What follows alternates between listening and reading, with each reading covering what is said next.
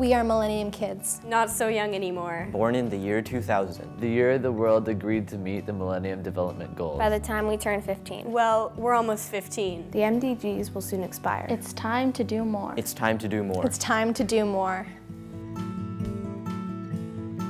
I think it is so amazing what the government is doing with the MDGs. 14 years ago, the UN got together and agreed on the Millennium Development Goals.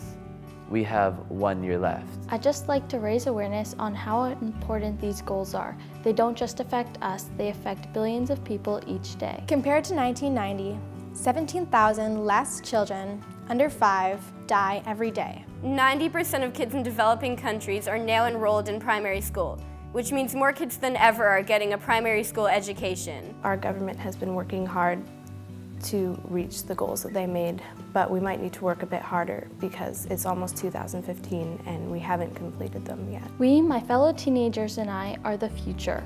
We will be the next government, the next teachers, the next businessman and businesswoman. We don't want to be selfish. Give us an opportunity to make a difference.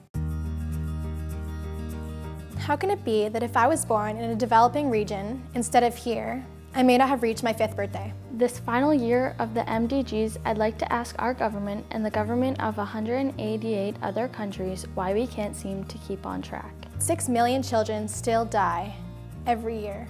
I was shocked to learn that in the world, around 907 million people lack basic reading and writing skills, and 60% of them being women. If all 6 million child deaths were occurring in my country, wouldn't our government find a way to help those children at any cost? 1 in 9 people are still hungry and live in extreme poverty. This is an emergency for 6 million children and their families. I challenge the decision makers of our country to have a big push in this last year.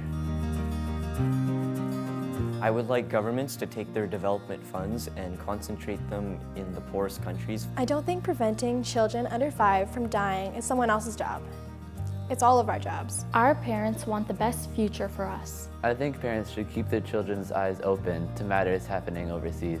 I also wonder if our parents can affect our government. If we tell our parents about our ideas of the world, they may be able to help us get noticed and get our ideas out there. I would like to challenge other parents to teach their children to act justly and love mercy and walk humbly with God, and that way they can learn to show compassion. We need to be consistent with our values. Can we break down the goals into more manageable sized pieces? When I have a big project for school, I break it down into pieces that I can manage. Let's work harder and get more people involved in the goals. Instead of looking at 6 million child deaths around the world, maybe every country can partner with one other to reduce child death rates. The gap between the first world and the third world can be closed. We can do our part too.